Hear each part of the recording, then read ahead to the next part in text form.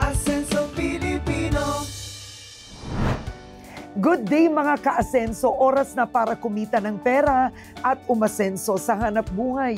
Ako po si Karen Davila, ang kaagapay nyo sa pag-asenso.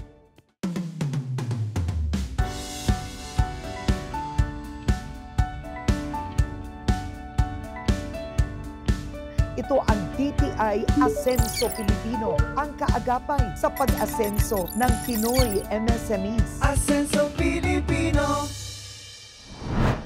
Sino ba naman ang mag-aakala ang favorite supermodel, actress at comedian natin ay papasok na rin sa mundo ng pagnenegosyo?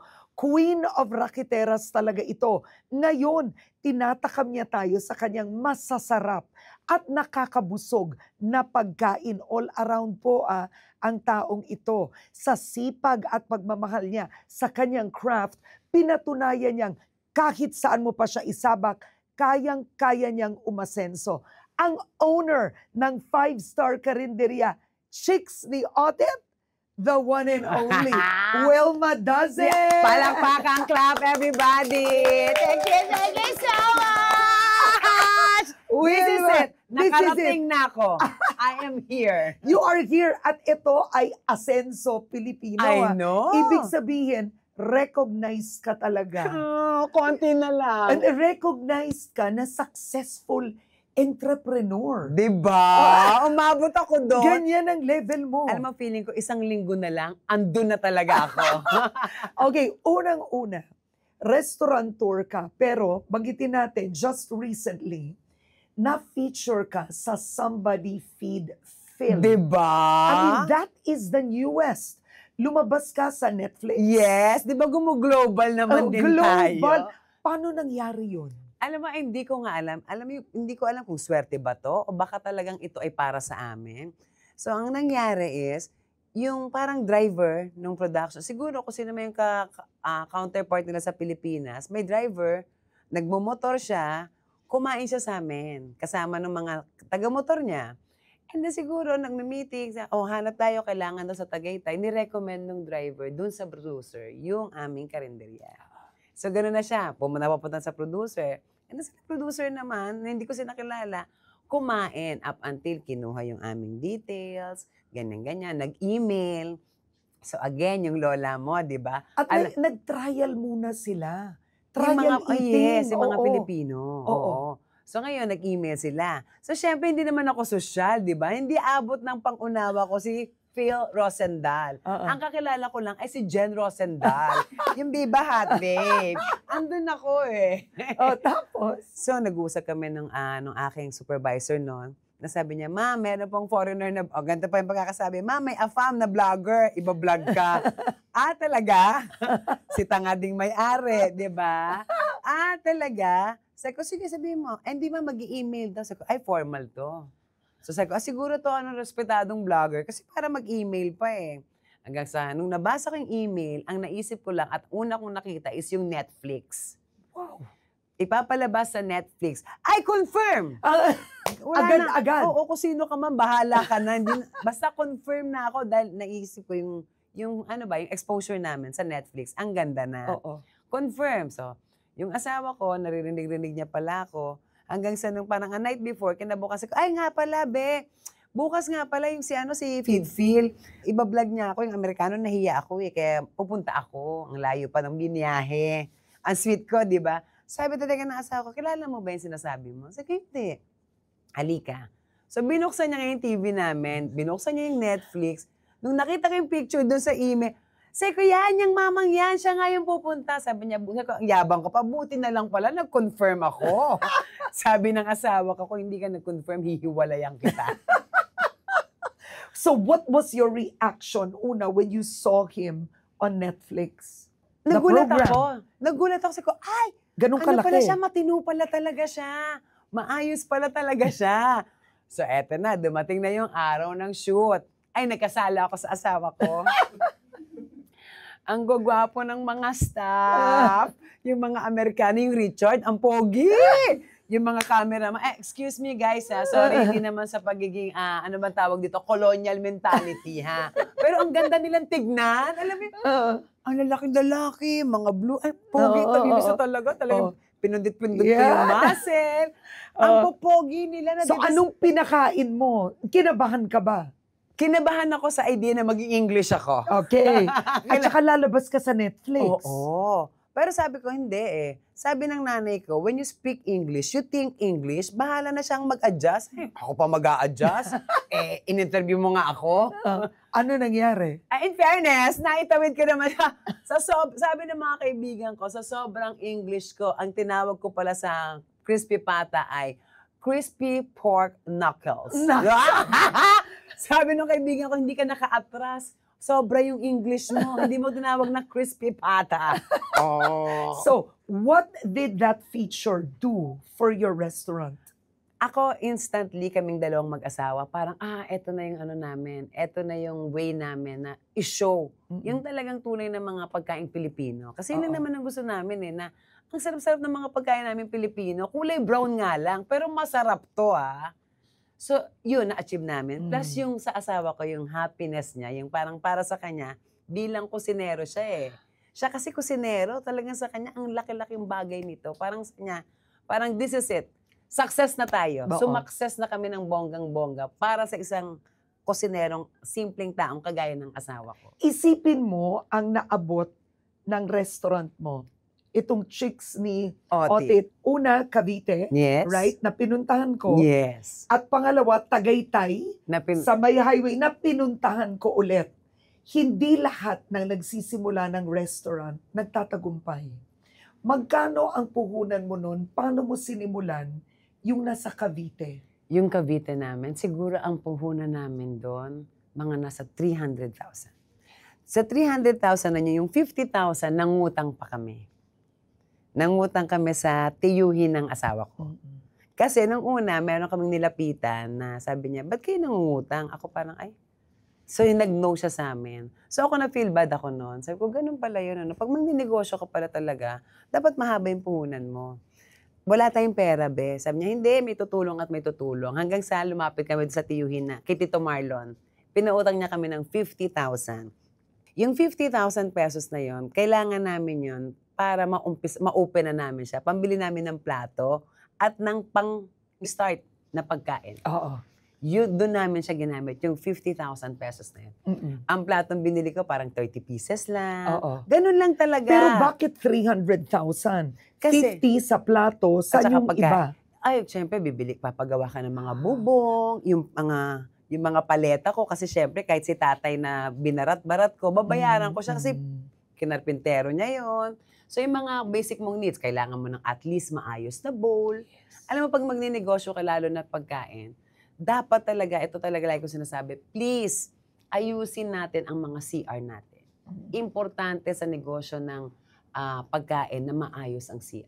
Di ba ikaw? Oo. Saan? Ang layo-layo. Saan ang customer mo, saan unang pupunta?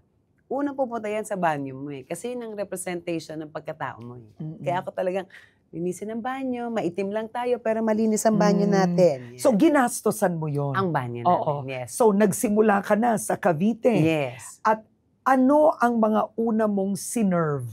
Kasi lumaki na ng lumaki Yes. ang menu mo. Ang una naming sinerve is yung all-day breakfast namin. Yung mga bangsilog, yung normal na kinakain ng Pilipino. Meron na kaming inasal. And then, meron kaming goto Batangas. Yun yung mga una naming sinerve. So, doon kami, inikot lang namin. Dati nagbubukas kami 4 p.m. hanggang 12 midnight. Kasi ang market namin, yung mga nagpa-practice ng basketball at yung mga nagsusumba. Oo. I love the Zumba ladies. Pagkatapos sila sumayaw, extra rice yun. Oo. So sila yung market namin. Up until na may nagsabi na, huy, maglagay naman kayo ng sabaw. So sabi namin, naku, pag may sabaw, kinakailangan, pag may bago kang menu, may lalagyan, may lutuan, lahat. Ganun siya Hindi yung basta ka lang maglalagay ng menu na hindi ka magdadagdag ng gamit. So, ganun namin siya iniikot. So, ipon muna tayo. So, nakaipon kami. Again, bili na naman kami ng, okay, mag-start tayo ng 20 na palayok lang. Ganun lang lagi. Konti-konti lang. Tsaka buti na lang mabibilis maghugas ng plato ang mga anak ko. O dali, pwede na yan. So, ganun siya. So, nag-start talaga kami ng paunti-unti lang. Ipon, pag nakaipon, isip ng menu, bili ng gamit, dagdag. O pag extra income ulit, syempre naman, for what reason din naman. Hindi mo malaman kung bakit nauubos ang kutsara at tinidor. Oo. Alam mo, naiintindihan ko na yung mga fast food chain ngayon kasi yun din ang problema nila eh. Mm-mm. Hindi ko alam. Mm-mm. Yan ang hirap sa pagnenegosyo. Yes. Anong natutunan mo on the ground? Hands-on ka eh. So unang-una, talagang may nawawala. Nawawala. Okay, yung basag, normal. Yung kutsara tinidor, hindi ko maintindihan. Inuuwi ba to? Of course, yung mga condiments mo. Yan. So, syempre, may mga condiments ako dyan. Alam mo, nawawala. Oo. Inuuwi ng customer. Inuuwi pati yun. Oo, inuuwi. Minsan bawas na, ilalagay sa bag nila. Ching! Oo. So yan ang part of doing business. Na kailangan, lagi kang may nakaseparate na budget para doon. Kasi nababasag ang plato. Yun ang mga kailangan mo. Anything na necessity sa negosyo mo, pag kumita ka, dapat nagtatabi ka ng konti kasi kailangan mo siyang i-replenish. Hindi naman po pwedeng biko-biko na yung plato mo. So, palit ka na naman. Oo. At bukod dyan, nung pinuntahan kita sa kusina, ang mga empleyado mo, hindi lang sila basta-basta empleyado. Yes. Tinutulungan mo sila. May advocacy ka. Yes. Kasi alam ko yung feeling nung nahihirapan kang humanap ng trabaho. Sa showbiz, ganun din eh. Baka akala nila yung mga artista, ang bilis namin makakuha ng show ha. Alam mo yung feeling na wala ka, tapos naghihintay ka ng trabaho, tapos walang nagtitiwala sa'yo. Alam ko yun eh. So ako, ang pinili ko talaga, yan, mga PWD ko, kailangan ang mga mute and deaf ko. Andun pa rin sila, si Ucho, ang aking Norid Noray. Ngayon sa Tagaytay, ang ginawa ko, yung mga member ng 4-piece na nanay. Di ba makita mo yung mga bros ko talaga, yung mga babae ko doon sa Tagaytay, mga wait. Hindi ako tumitingin ng college degree.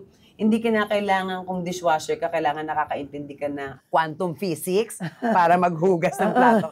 No, kung kailangan kita, kailangan ko ng worker at kailangan mo ng job. Tayong dalawa. Oo. So, entrepreneur with advocacy and compassion ka. Diba? Bakit mahalaga yun? Para I think, bumabalik eh. May nagbabalik at nagbabalik eh. Hindi po naman namin akalain na, ganito kami tatangkalikin ng mga tao ha, ganito kami susuportahan itong mga to ha. Hindi namin isip yun eh. So kung sa siyang dumadating, kagaya mo, ang laking pasalamat namin sa mga vlogger. Like yun, pumunta ka sa amin, ang lakas ng Karen. Pumunta ka, after nun, ang dami kong customer. So lahat kami, kumbaga, hindi lang ako, hindi lang yung staff ko, plus yung mga suki ko sa mga dahon ng saging, sila pa rin yan eh. So domino effect yun. So doon ko nakita na pag mahal mo, hindi ka muna pala mag-iisip ng kailangan kumita ako agad. Magbigay ka muna para pag bumalik sila sa'yo, sobra. So, yung Cavite mo was the first. Yes. Ang Tagaytay mo ay nasa highway. Yes. Malapit, tapat ng highway. At malaki na yon. Yes. Malaki yun. Malaki yun. Doon naman, meron naman akong 2 kaibigang nagtiwala sa akin. So, nung una, ayoko talaga. For sure, may mga negosyante rin na pareho akong mag-isip. Ayaw namin ng utang. So, ngayon, itong 2 kaibigan ko na nagtiwala at niligawan talaga kaming mag-asawa para mag-branch out. Sila yung nag-invest. So, nung sinabi nila sa akin na bibigyan nila ako ng tig 5 million each sila para maitayo ko yung Tagaytay, umiyak ako. Kasi ang laki nun ang Inisip laki ko ng kagad, Tagaytay. Tsaka hindi, yung 10 million, may utang akong 10 million. Paano kung hindi ko siya mabayaran? Natakot ka. Iyak ako ng Baka iyak. hindi mo ma-ROI. At saka hindi yung idea na may utang ako na 10 million. Yeah. Hindi ko Oo. kaya yun. Ano nangyari? So, ang tagal bago nag-sink in sa akin. At sila din ang nagpaliwanag. May tiwala kami sa yung mag-asawa. Nakikita namin ang potensyal ng negosyo nyo.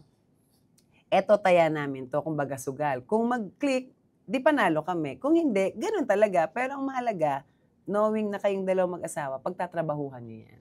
At ayoko ring mapahiya. Ako, ang goal ko is mabayaran yung 10 milyon. The end. Yun yung goal ko lang. Gaano kahirap maging restaurant entrepreneur? Ikwento mo. Alam mo kung anong mahirap? Yung tao. Yung empleyado, yun ang pinakamahirap. Pinakamahirap yung empleyado.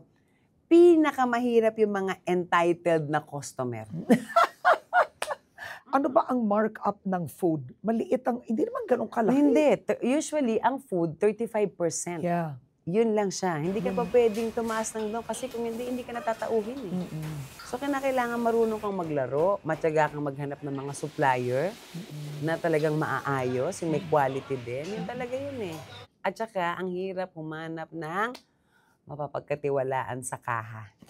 Kaya lahat ng negosyante, ayusin nyo yung inyong POS. Mm-mm. Lagyan nyo ng sistema yung kaha ninyo kasi mainit sa mata ang pera. Mm-mm. Madaling kuhanin, ilagay sa Mm-mm. bulsa. At isa to sa mga naging problema mo. Yes. Yan naman talaga yung magiging Oo, problema mo. practical ang mga advice mo. Oo, totoo. I mean, ito yung naranasan ko. Hindi ko sasabihin sa inyo, Yeah. wala kaming problema. You know, we run smoothly. Hindi totoo! Hindi totoo! Diyos Yeah. me. Diyos Oo. mio, Ibarra. So you have challenges, but ang sikreto ng negosyo mo is sa totoo lang, masarap talaga yung pagkain. Ayun. Kasi kumain na ako doon, masarap talaga. So, in fairness, for example, ito, ikwento mo, mabenta to. sobrang, Ang dito ko lakas yumaman. nito. Ito talagang nagpapayaman sa akin, Oo. suka. Yan. Malakas siya. Ito kasi, ang Pilipino kasi hindi lahat mahilig sa suka eh. 'Di ba may isang brand ng suka, pero masyado siyang matapang. Kasi ang gamit nun is yung parang cane, tuba. Mm-mm. So etong sa amin, ang gamit namin dito, paumbong, kasi nasa south kami. Oo, So, may secret coconut. po siya. Oo, plus yung lahat ng ingredients niyan, balanse, wala siyang kahit anong chemical. Wala siyang sugar, wala siyang patis, wala siyang MSG. Kung ano yung nasa loob, tsaka yung suka, match na yan. Oo. Mm. So, dito kayo mayaman. Yes, kasi malakas Oo. siya, Miss Pero D. ang higit sa lahat, naging modelo ka. Yes. Komedyante ka, naging artista ka. Pero naging milyonaryo ka sa negosyo. Alam mo, Miss, wow, ang yabang eh. Talagang, naghihintay natin sa sagot ko. Alam mo, Miss, kasi ako talaga low-key lang ako. Pero dito ka naging milyonaryo sa negosyo. Dito ko yumaman. At plus, dito ko yung parang yung fulfillment mo. Kasi yung gusto ko nagagawa ko, yung above all, nakakatulong ako. So, parang lalo akong nabuo. Lalo ang saya-saya ko kasi yung iyong financial problem, okay ka na. Hindi ka naman masyadong maluho, okay ka na. Ang dami mong nasa-share. Nakakatulong ka kapra-kapraso. Ang dami ko ng staff. So, above all, yun yung kaligayahan ko. Money, hindi ko siya hinangad, pero binigyan ako ni Papa Jesus ng sobrang dami. Yeah. 1 week na lang. I'm there. Kasi balikan natin, baka nakalimutan ng ilan nating viewers, gaano kahirap ang buhay mo noon. Naman. Alam mo, Miss, kagabi nga lang nag-usap kami mag-asawa. Ang usapan namin ganito, iisipin mo ba, no, na 10 years ago, no, I'm talking about just 10 years ago, ang hirap-hirap ng buhay namin mag-asawa. We have 4 children, we struggle, racket lang ako dito, racket ako ganon, walang pandemic, lahat. Ang hirap. Nag-aalaga ako ng may sakit kong mother-in-law na passed away, yung brother-in-law ko na nagkasakit din, ganun talaga, ang dami, yung talagang inilubog ka doon sa, sige nga, tignan ko kung makakangiti ka pa rin after all this. Nakakangiti pa rin ako. Oo. Basta sa akin ng katwiran ko, hanggat humihinga ako, may pag-asa ako.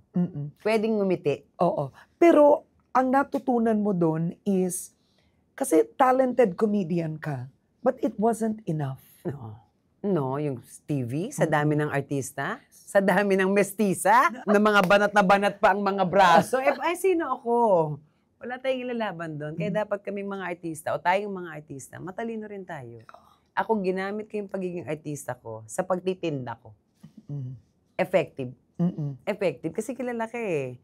So, kumbaga, may mukha yung negosyo mo eh. Yun pa yun. Kung magne-negosyo kayo, dapat hindi nyo ikinakahiya. Kayo mismo ang tumayo, harapan nyo, at bigyan nyo ng sarili nyong mukha yung negosyo nyo. Oo. Para iniingatan nyo. Hindi kung kani-kanino nyo pinapa-endorse. Bakit may iba kasi na nahihiya magnegosyo? Di ba minsan yung mga mayayaman talaga, mahihain sila.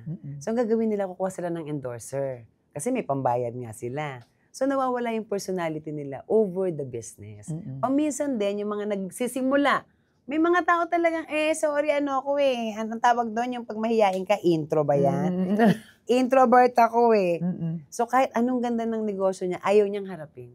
So, ako hindi. Dapat pala hinaharap mo kasi iyo yan. Okay. So, magbigay tayo ng tips na practical. Number 1 is mahalin mo ang negosyo mo. Yes. Number 2, dapat hands-on ka. Yun. Dapat talaga kasi para hindi ka nakukupitan. Isipin mo, sa araw-araw na makukupitan ka ng 100 pesos, may bagay yun.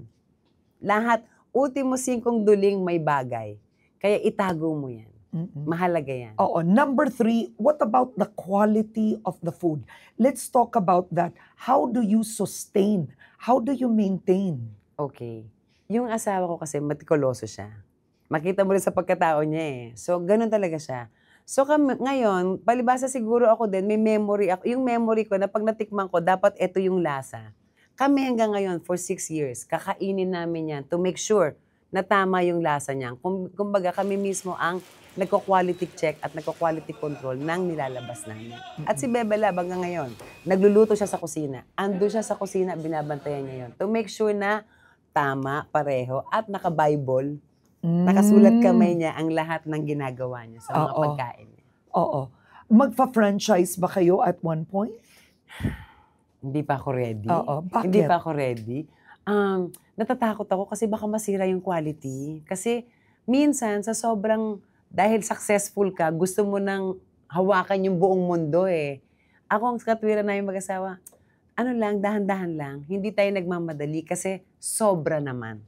Mm-mm. So, ganun lang. Hindi porket sikat na sikat kayo, bukas ka ng bukas, wala ka ng pakialam, it's all about the money. Wag. Kung paano ka nagsimula, gamitin mo pa rin yung puso mo sa pagdidesisyon mo kung magbubukas ka ba o aayusin mo muna to. Mm-mm.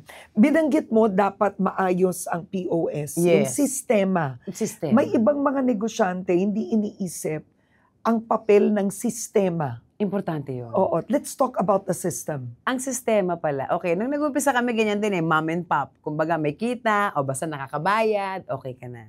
So nung lumalaki na, dumadami na yung pera mo, pag hindi ka marunong, pag hindi mo siya nilagyan ng tamang sistema, mabilis din siyang nawawala. Minsan kakaganon mo, aba naka 30K na pala ako. Saan na papunta yung pera kung 30K? So ngayon kami, dahil ako din, malista ako.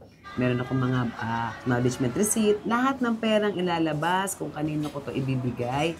Sabihin yung mukha kong pera, pero kailangan ko tong imisin eh. Kung kanino to ibibigay, sino magli-liquidate nito. Meron yun, may papel yun.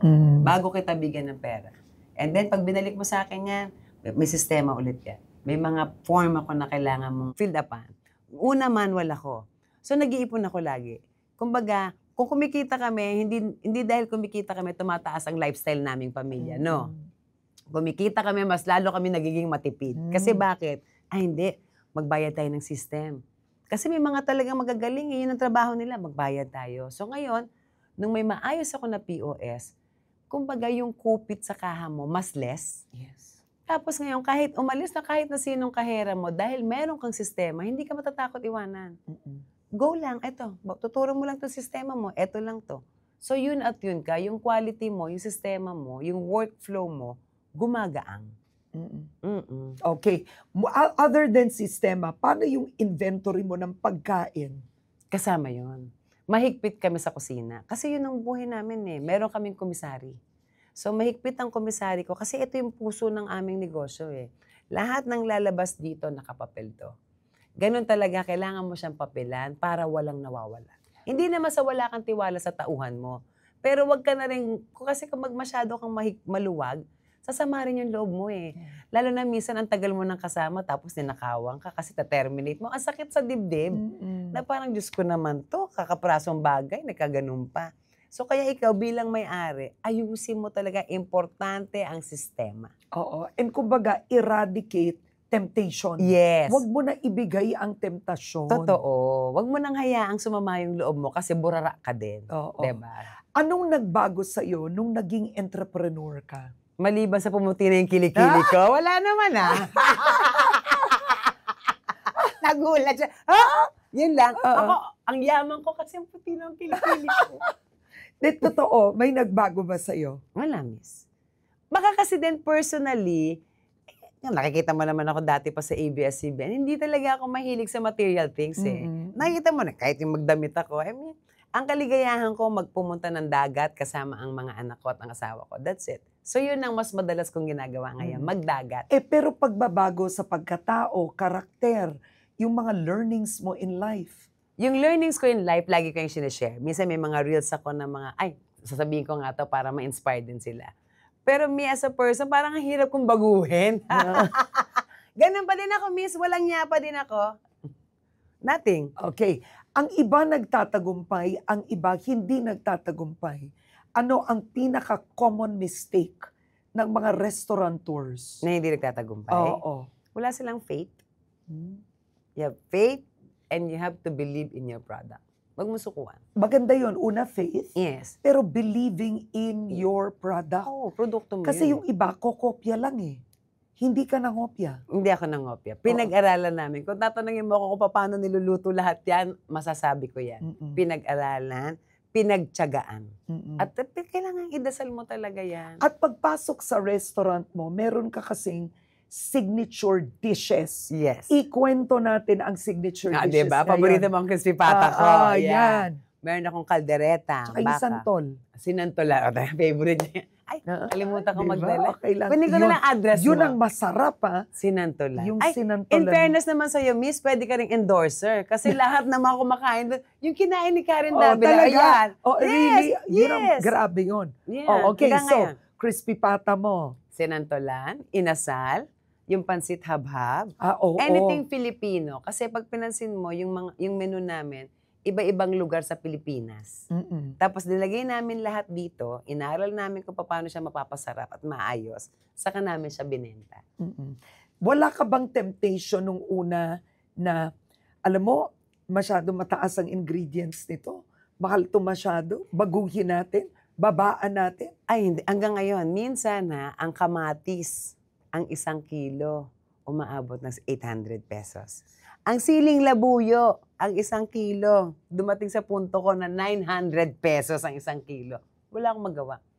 Wala kaming magawa. Mm-mm. Sa laging sasabi ng asawa ko, hindi mo yan babaguhin. Ganun pa rin yan, mag-iintay tayo ng panahon. Kasi hindi naman lagi-laging ganon. So, hindi mo siya pwedeng baguhin. Oo. Kasi mag-iiba yung lasa. Mm-mm. Mapapansin ng customer mo yon, Yeah. entitled nga sila. Lahat ng mga Pilipino, chef, ano ka ba? Kulang ka na sa kamatis, girl. Gaganon. Okay, ngayon, successful ang restaurant, no? Successful siya talaga. Yes, At thank you. nandun ka na sa Feed Me Phil. What's next? What's next? Gusto ko magtayo pa ng isa pang branch na medyo malayo. Saan? I'm hoping sana Batangas or Laguna. Kasi iniisip ko, baka siguro may mga grupo rin ako doon ng tao na baka kailangan nila rin yung tulong ko at kailangan ko rin sila. Para at least meron na naman ako, may bago akong set ng mga matutulungan na mga nanay, Mm-mm. ex-convict, could be. Yan ang mga empleyado Yan. ko. Oo. PWD. Ayaw mo magbukas sa mall? Hindi eh. That's not your market? Hindi eh. Kasi ang daming bawal sa mall. Mm-mm. Kailangan ko fire eh. Yeah. Doon pa lang, hindi, kailangan Mahirap ako. Mahirap, hindi. Oo. Okay. Wilma Dassen, komedyante, model, artista, entrepreneur. Ano ang paborito mong role doon? Asawa ni Bebe Lau. Yun talaga. Asawa. Yeah, as a princess na ako. Kasi si Bebe Lau talaga siya. So yun ang paborito mo. Ay, loving. Kumat-kumat kami Kasi na pag malamig. happily married ka din. You are happy. Oh yes. Oo. 18 years na kami, miss. Oo. So yun ang pinaka-paborito kong role. Maging nanay at maging asawa ni Bebe Lau. Alright. Yan ang role. The rest, ayos lang yan. Okay. Siguro huling mensahe mo na sa mga wannabe entrepreneurs. May iba yan nagsisimula sa bahay nila. Alam mo, ano ang dapat nilang matandaan when it comes to food?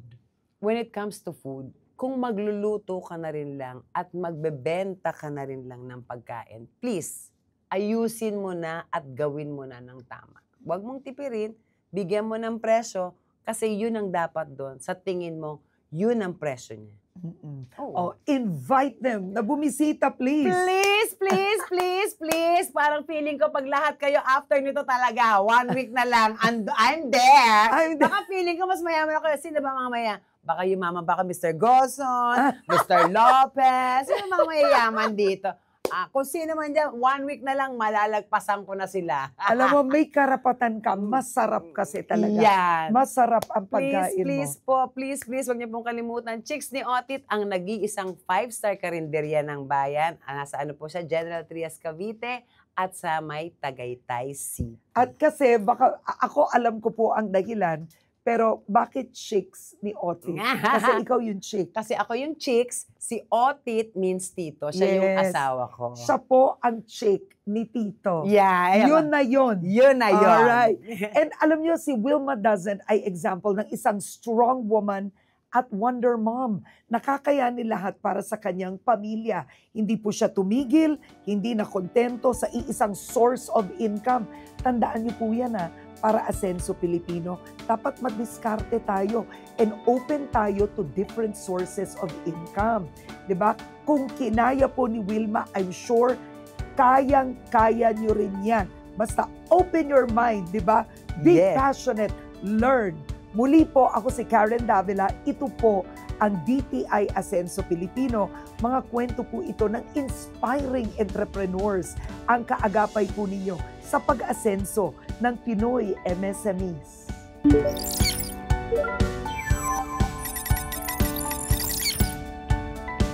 Ascenso Pilipinas.